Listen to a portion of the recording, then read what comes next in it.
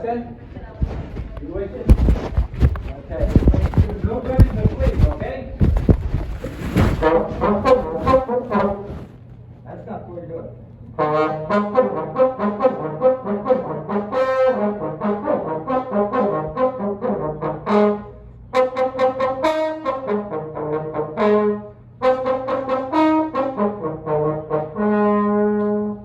Or you can play tap, same position.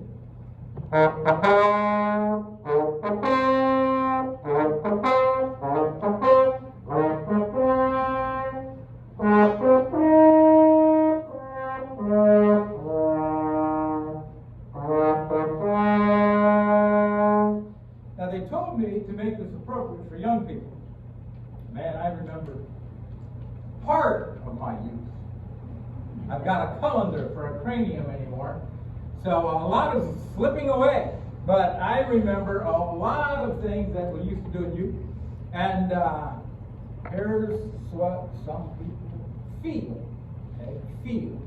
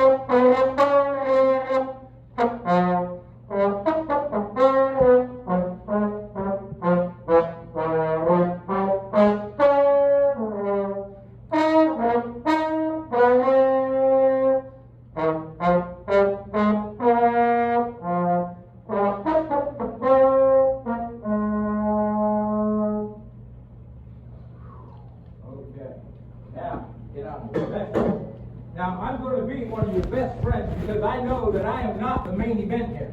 How many came for the ocean? An honest heart! Look at that! All right, bless you, but see me out. Okay, well, I've taken,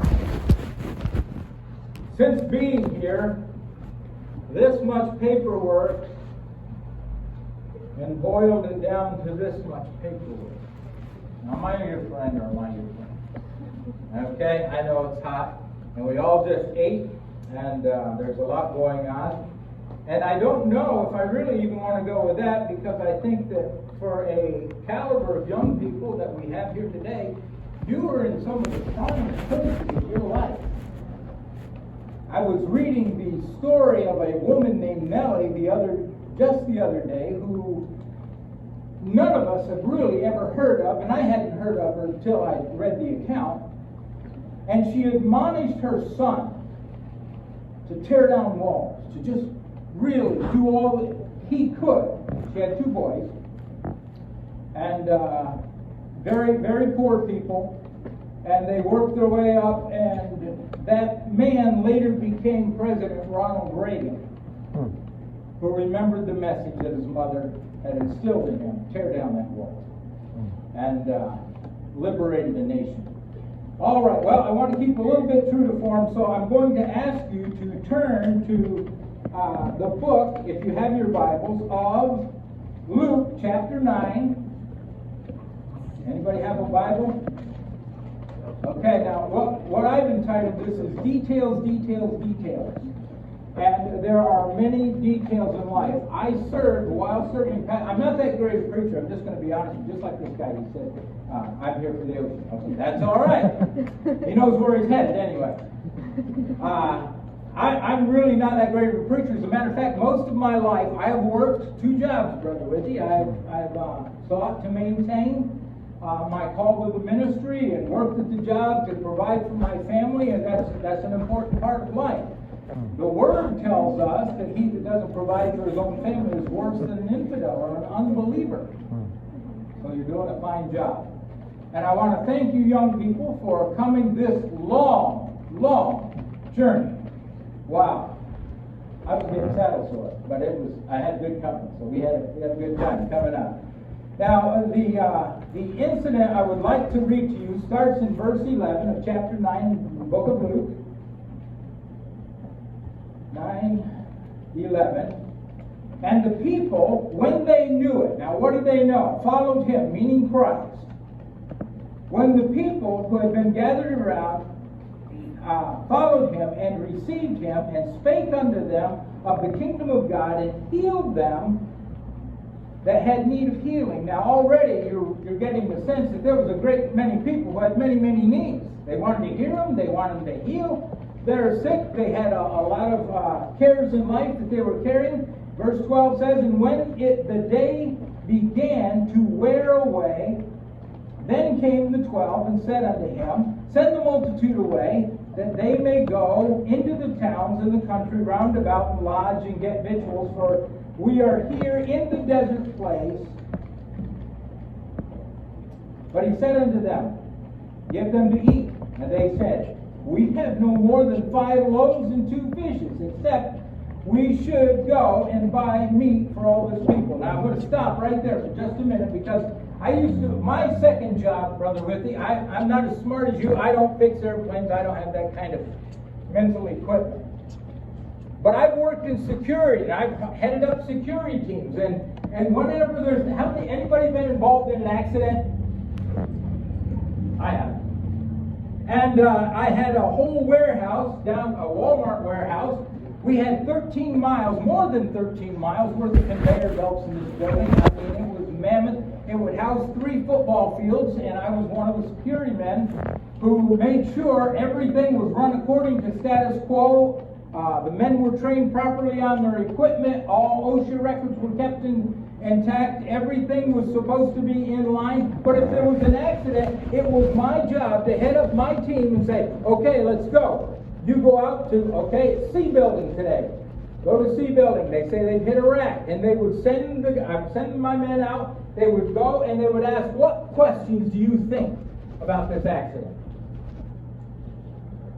So I can see your wheels are turning. What would you ask? Who, what, where, when, and how? Who, what, where, when, how much, how bad, how much is it going to cost, what kind? And do you know that the illustration that we are reading is the only account in the gospel that's recorded by 4 writers? Matthew, Mark, Luke, and John. All converge on this one miracle. No other miracle. Unless you want to count the resurrection. I mean, that's in there. And they all record that. But as far as a particular miracle, all of the gospel writers focus in on this one event. So it's almost indisputable. And so you have 4 witnesses. Now, what happens when you generally have more witnesses? Different stories. What's that? Different stories. Excellent. Different stories. Now, I have a picture here of an accident that happened right outside my church. Okay? You can see it from there. Generally, I use a PowerPoint and put it up on the wall or help. But there's a car that went right into the culvert, and the police came. We called the police. We dialed 911 on 2 separate phones, my wife and I. And we had the police up there in no time, and the fire trucks were rolling on their way, and everything was getting a little bit busy. And the policemen were calling everybody aside saying, hey, we want to talk to you. What do you know? And they were interviewing, they weren't interrogating, so they were interviewing the occupants of the car. And they wanted to know what was going on, what had transpired, what happened. Well, here's the story that we collectively got after it was all said and done. That this truck had come up over the hill, cresting on the plateau before heading up the rest of the hill beyond our church. And he evidently was irritated, and he got into the passing zone on a hill, not a good idea, passed 2 vehicles, pulled back in front of them, hit his brakes, and sent both cars careening Hmm. into the ditch. One into the left, one into the right. The one on the right took out a pole. This one ended up nose first, as you saw in the photo. Now, I was hoping my wife would come along tonight, or today. It is day like that. And you could interrogate her. She opted to stay safe, Sister Owen. But I was going to have you interrogate her, and here, now I have a picture. I have proof that there was an accident. I know the date. I know the approximate time. I know the color of the car. I don't know the license plate. I don't know the occupants. I don't know the drivers. But collectively, after we got it all together, we were looking for certain things that would congeal or pull together around this accident to get a complete story. Now, as this young lady mentioned, that the stories often have differences. Mhm. There are discrepancies. Somebody notices something that somebody else doesn't. Do you know that Matthew, Mark, and Luke, none of them mention the lad?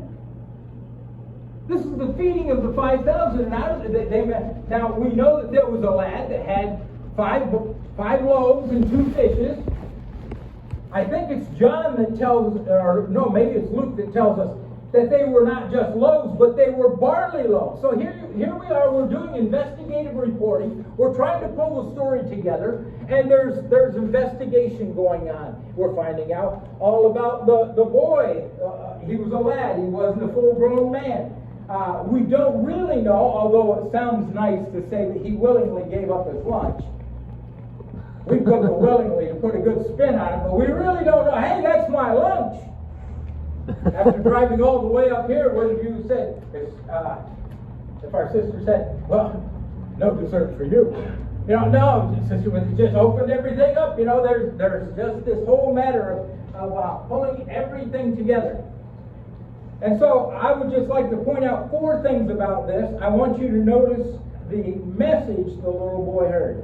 Now, something about this message, if you go back to verse 11, caused this little boy either to run back to the house and pick up a couple of fish and 5 loaves, because he didn't know how long he was going to be gone. Or maybe his mother saw him going by and said, hey, if you're going that direction, I know what's out there. That's a hot spot. That's near the desert. Here's a lunch to take along. We don't know the particular happenstance of how the child got the lunch or what he did, but we do know that Christ got hold of it. So we know the message the little boy heard drew him with the crowd that was seeking to hear the master. We also know that there were people there seeking for healing, and he was compelled, he was drawn in by that. Now, I don't know what drew you into church. I know what drew me into church. Something that draws a lot of young men into church. Emphasis on young and men. Wow, did you see that girl? Woo. And you may not think that you're much, but hey, that you never know what God will do. He has a way of working things around. Now, the message drew the boy. There was something about this unique happenstance that drew this young man's attention, and the boy heard the message. There's another interesting portion about this case that we find someone else drawn out of the woodwork. If you let's look back at the text here. No, it's not in this account. So we would have to go to John chapter 6, verses 8 through 9, and we would find that there was another man involved in this, and his name is Andrew. Now, if you've ever done a study on the apostles, you'll find that the person of Andrew, out of all the apostles, Peter, James, John, and all down through, there's Simon, Peter, and Andrew, James. I mentioned those, but there's Andrew. Andrew only comes out of Scripture 3 times. He comes out once in a missionary endeavor. He comes out another, I forget the second time, but the third time he comes out as a children's worker, and here he is working with this young lad and bringing him to Jesus and his loaves and his fishes. Now, the man the little boy followed was Andrew. The miracle the little boy saw, and I had this all out for you. I'm just going to close this up real quick. The miracle the little boy saw reminded me of something I saw down at Reverend Sickler's church years ago. Now, Reverend Sickler was not the pastor. As a matter of fact, he was one of the young people that I used to wrestle in the haymow with. I remember one time we got in the haymow, and his brother and I and my brother, we got into a wrestling match up in the haymow. There's many instances of that, but I remember as a young person when I started going to church, I came from a spiritually split home. My mother took the way. Now, I'm not going to take a show of hands, but there are going to be people in your life who will follow Christ, and there will be those who adamantly refuse to do that. My mother chose to take us children to Sunday school as much as she could. But I had a crippled sister. She could not walk. From the day I was born, I never saw my sister stand or walk. But I had a good neighbor named Harold Sickler, Ken's father. And Harold Sickler was interested in young people all through our corner of the community, and they would drive out of their way, 6, 7, 8 miles, to pick me up or to pick others up and take us all the way back past his farm down to the church when I couldn't drive. And at the age of 14, I was saved. Now, I had 3 brothers and 3 sisters. I mentioned my sister was crippled near birth. She was the third of the girls. There were 3 girls and then 4 boys. I'm the next to the youngest. But I'm saying that to say this. My oldest brother was one of those young people who chose not to go God's way. I can still see a Polaroid picture in my mind the day that my father, who was not walking with God himself, chose to allow his son, my brother Willie, not go to church anymore. I'm not going to be influenced. I don't have to sit in a hot church on a Saturday afternoon or a Sunday morning or anything like that. I don't want to go that way. And how he came and threw it in our faces that I don't have to go to church anymore. Now, I wish I could tell you a good story about how he turned around and all the things that came into his life, but no, I'm here to tell you the real story, and as the Apostle Paul affirms, the strongest testimony you have is your own. I remember watching Willie grow up, and Willie made one wrong decision after another. I remember hearing Mom and Dad leave the farm one day and take off. They were headed for New York State. I'm a northeastern Pennsylvania boy. And they went across the line because Willie was in jail. Willie had his girl beside him, and he was going across the state line, and he'd been drinking. And when the policeman pulled him over, he said, "I'm not going to be embarrassed in front of my girl." And so he reached out and he swung at the cop, almost knocking him off the bridge. The policeman said, "We're not going to have that." He arrested my brother, and he spent 6 months in the slammer. Now, 6 months may not seem like a long time for a violation of the law, but I'll tell you what, prison is no picnic. When he came out, his life, his having been there, affected the rest of the entire family. And there's another thing I'd like to push. Never think that your actions don't affect those around you. Your choices, your decisions will impact other lives. And I remember that when he came out of the slammer, he would have such vivid nightmares of what was going on in that prison that he would wake up yelling at the top of his lungs, "Let me out of here! Let me out of here!" I remember on one particular occasion that we 3 younger brothers were there in the house. My mother came to his side and tried to grab one arm.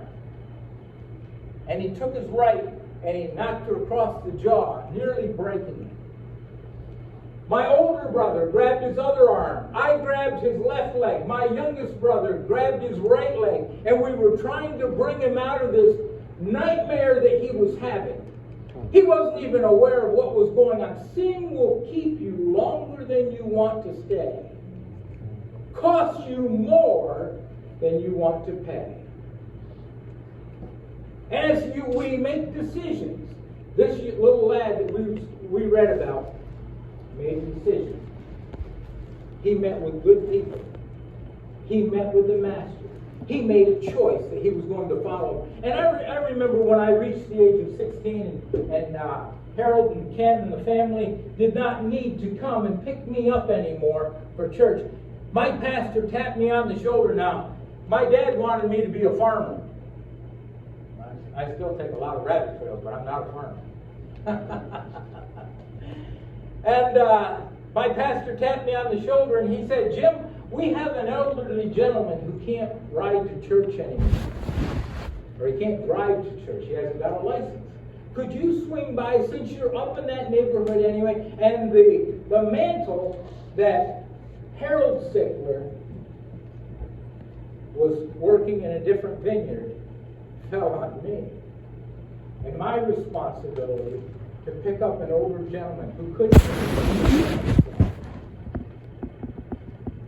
I drove that elderly man, stooped over with the cares of life. He had a hunchback from his many years of hard labor. Now life had taken its toll, but his name was Grover Maury. Remember Brother Grover?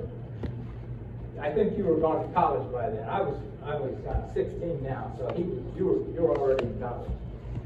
And Grover Maury would get there, and the Spirit of God would descend upon that little church.